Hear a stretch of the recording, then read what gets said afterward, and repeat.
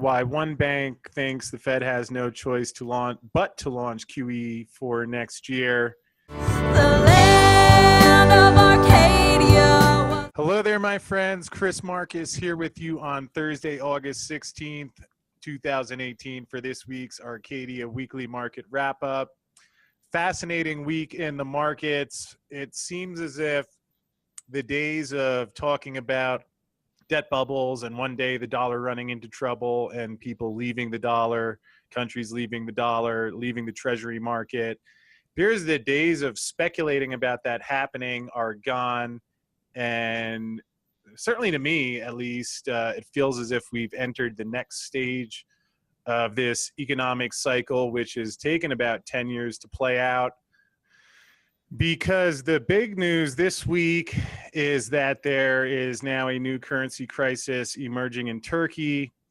As you see in one of the sub-headlines here, investors fearing that other emerging markets could follow in Turkey's footstep have pulled their money out of countries such as India and Argentina.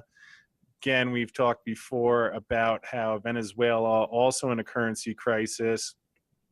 And really what's happening is that we're seeing some of the effects of the past decade of Fed monetary policy, where it was great to lower interest rates, provide a lot of cash. Now as interest rates are going up, if we scroll down here, there was an interesting comment.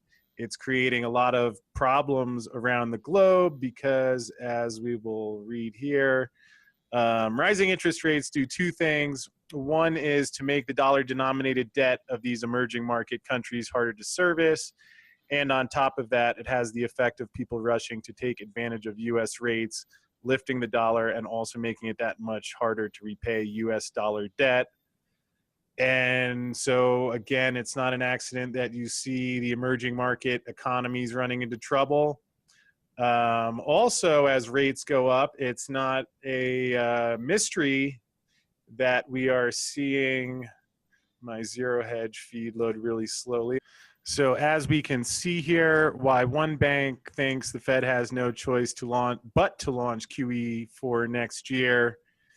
Interesting comment, let's see, by current Credit Suisse analyst Zoltan Poser, acknowledged by many as the authority on repo market dynamics, warned that the U.S. Central Bank may soon have to make a choice between activating an overnight facility for repurchase agreements or halting its balance sheet reduction earlier than many expect.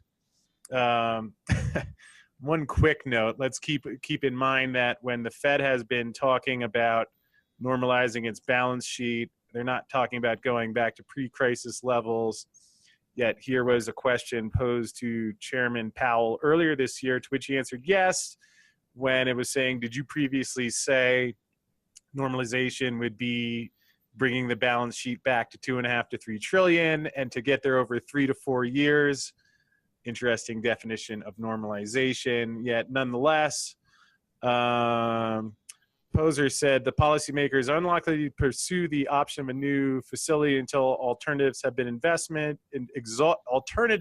exhausted, meaning a premature end to the taper is the most likely outcome. Certainly, I've been suggesting something to that effect for a couple of years now, where expecting that as rates went up, you would have the exact issues that are happening now, where whether it's Italy, Deutsche Bank, Turkey, Venezuela, Argentina, let alone the problems that are still being masked in the United States, Japan, and the Eurozone through their own low interest rate policies. But now it's all unfolding. You're seeing the effects in the housing market, and we really haven't even hit the break point yet. So it's such a fascinating trading environment where normally when these things are happening, you would see prices moving, especially in my opinion of things like gold and silver and cryptos. Yet in response to world chaos, as we take a look, the crypto market continued to receive a pounding this week.